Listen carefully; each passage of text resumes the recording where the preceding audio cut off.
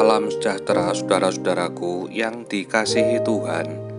Salam sehat buat kita semua.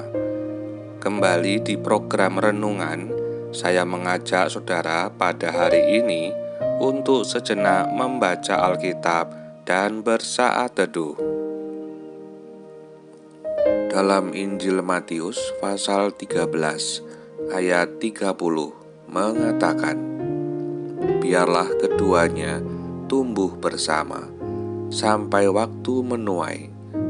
Pada waktu itu, aku akan berkata kepada para penuai, kumpulkanlah dahulu lalang itu dan ikatlah berkas-berkas untuk dibakar. Kemudian, kumpulkanlah gandum itu ke dalam lumbungku."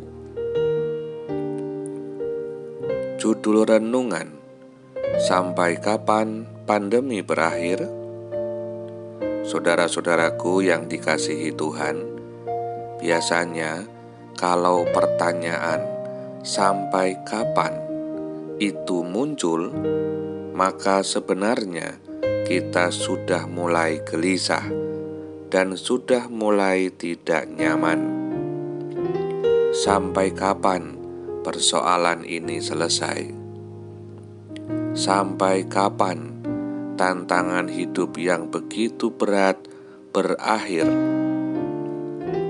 Juga, sampai kapan masa pandemi ini selesai? Ibarat ilalang yang tumbuh bersama gandum, lalu orang berupaya untuk segera mencabut lalang itu dari gandum. Namun, Tuhan mengatakan, biarlah lalang itu tumbuh bersama gandum sampai masa penuai itu tiba. Artinya, pertanyaan sampai kapan tidak lagi perlu ada, sebab pertanyaan itu hanya akan membuat kita gelisah, takut, dan tidak tenang. Karena itu, sadarilah bahwa kita akan tumbuh bersama dengan pergumulan dan persoalan hidup. Kita juga akan tumbuh bersama pandemi COVID sekarang ini. Sampai kapan? Ya, tentu sampai musim penuai tiba. Lalu, apa yang bisa dilakukan agar kita bisa menjalaninya sampai pada akhirnya?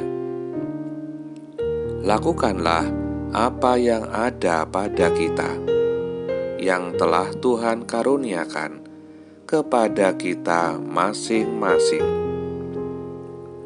Yang pertama, hiduplah dengan iman yang teguh, sehingga kita tidak bisa dikuasai oleh jahatnya dosa. Kedua, hiduplah dengan imun yang sehat, sehingga kita tidak bisa dikuasai oleh jahatnya virus. Dengan menjaga iman yang kuat dan imun yang sehat, maka kita akan dimampukan untuk menjalani hidup ini sampai pada akhirnya. Kita juga akan terus tumbuh baik, meski ada banyak dosa dan banyak virus di sekitar kita. Karena itu, berbahagialah ketika tidak ada lagi pertanyaan sampai kapan, sebab kita bisa lebih fokus pada pertumbuhan ketimbang pada waktu, karena waktunya bukanlah waktu kita, tetapi waktu Tuhan. Semoga kita bisa terus bertumbuh dan menjalani hari-hari dengan taat dan setia, tanpa harus dibayangi oleh waktu. Percayalah, waktu Tuhan adalah yang terbaik, meskipun sulit untuk dimengerti. Tuhan sedang membentuk kita menjadi bejana indah bagi-Nya. Amin. Marilah kita berdoa. Bapa kami yang ada di sorga, dikuduskanlah nama-Mu, datanglah kerajaan-Mu, jadilah kehendak-Mu di bumi seperti di sorga. Berikanlah kami pada hari ini makanan kami yang secukupnya, dan ampunilah kami akan kesalahan kami, seperti kami juga mengampuni orang yang bersalah kepada kami.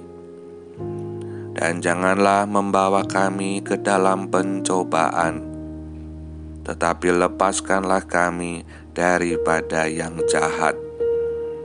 Karena Engkaulah yang empunya kerajaan dan kuasa dan kemuliaan sampai selama-lamanya.